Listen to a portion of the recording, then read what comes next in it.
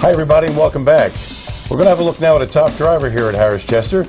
His name is Andy Miller, and he's a unique driver, is he not, Shannon? Absolutely. He's one of the top drivers here in the sport. He's also closing in on career number 6,000, and the interesting thing, his wife, who's one of my favorites, Julie Miller, does the training. Here's a little bit more from Andy. We're here with Andy Miller, who is on the cusp of reaching a milestone, 6,000 driving wins. And I checked this out, Andy. You're about 13 away. So is that like a major milestone to you? Is it a lot bigger than 5, or do they sort of get... You know, each win's a plus. I just take it win by win and hope they keep coming. And, you know, every milestone's good. Now, you've been in this game for how long? About 20 years. And how did you get started in harness? Is it in your DNA? Is it Yeah, I grew up around horses. I grew up Amish in Illinois. And I got involved with racing horses when I was 17. And raced at the Illinois fairs for quite a while, and then moved to Chicago and raced on the Chicago circuit for a while there, and then moved out here a couple years ago. This is a very tough circuit, and you're doing well on it. You're glad you came east? Yeah, absolutely. Chicago's kind of struggling there. They need a little help there legislatively, so the East Coast has been really good. Speaking of legislatively, how do you feel about the influx of casino dollars into the sport of harness racing and how it's helped the game? The casinos has helped the game tremendously. You know, I don't know where it's going to take us eventually, but you know, it's been a great boost for the harness racing, and the purses have been good, and the horses have gotten better. Now, tell us something else. You have an unusual situation in that your wife trains horses, correct? Yeah, we kind of work together. She does a lot of the training, but I like to train too, so I show up when I can, and I put a little more emphasis on driving, though. Yeah. Who wears the pants in the family? We'll leave that one alone. Andy Miller, best of luck on your quest for 6,000. Thank you. Thanks, Andy. Continued success as we watch you close in on career victory 6,000. Now we're going to take it to Pocono. Last Monday, the Open Trot, the purse there, $22,000. Bright Idea was sent off as the post-time favorite. Nicole's Promise, a consistent check-getter at this level, and Beechnut Brand, who was 4th in the Maxie Lee here at Chester back in May, is also in the race. Let's take a listen to the call. Underway. Bright Idea starting fast down on the rail. Outside moving up there is Westland Sun, and Westland Sun going to take a slight lead here in the early going. Bright Idea fighting for that engine as well is now second. Inside third, Beechnut Brand past the 8th mile marker. 2 more back to Nicole's Promise 4th. Then comes Instant Photo, and the early trailer Frond is about 12 lengths off the lead.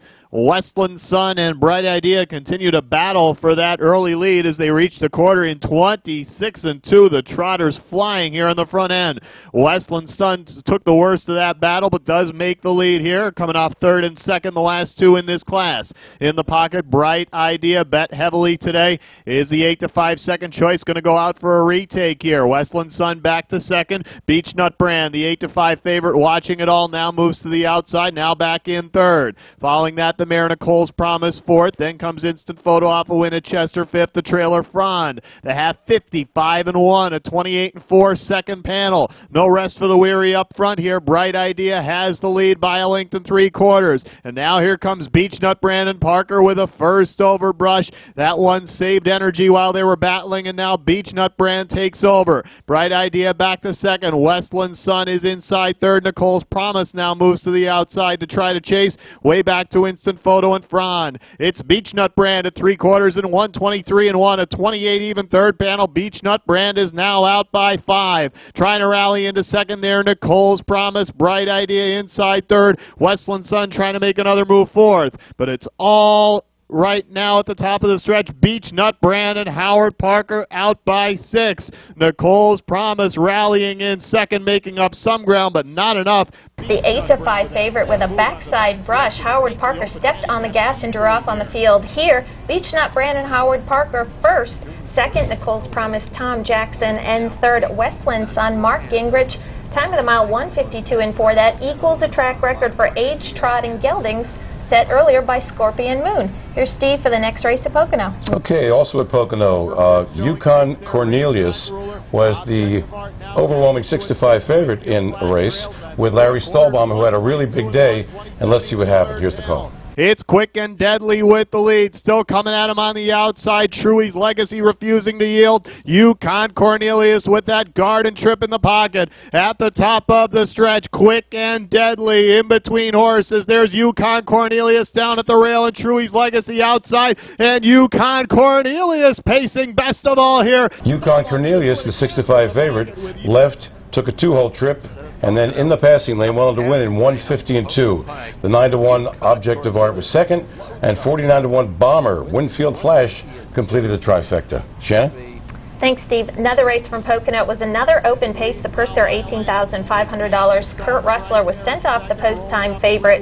2-1 second choice was Perfect Bank with Larry Stahlbaum. Ponderosa Pine cut the mile. Yankee Stardom sat a pocket trip until the top of the stretch. Machete, who never left the wood, had plenty in the tank as he was flying late to get up at 8-1. Machete first with Jim Taggart Jr., second Ponderosa Pine and Kevin Sizer. Third, Yankee Stardom, Tom Jackson, time 152 and 1. Steve? Okay, and now it's time to go to Sonny, the paddock judge. It's always an interesting part of the program, and Sonny's going to talk to you about all the various equipment that is needed to get a horse to the races. Here's Sonny. Thanks, guys. Today we're here with Angie Ogden. We're in the 9th race, number 8, Lightning Strikes Twice. Angie's going to tell us a little bit about the equipment that this horse wears. Angie, tell us. Well, you start out with a harness. Okay. Hobble hangers and hobbles. That's the basics for a pacer. Trotter, you don't wear hobbles. You just wear, they might wear trotting boots or scalpers or whatever, but they wear trotting hobbles if they need them. How many pieces of equipment do you think it takes to get a horse ready for the race? Well, it depends upon the horse. Basically, I'd say around 10 average, maybe something like that. And does a horse ever get used to all this equipment being put on them?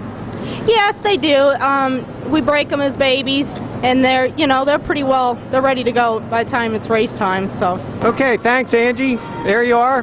Back to you guys. Thanks, Sonny. And now, when we come back from break, we'll have a blast from the past, which is my favorite feature because, unfortunately, I remember them all. We're going to go back to Brandywine Raceway, the Big B's 1981 Battle of the Brandywine. Let's go back in time together when we come back. Stay with us.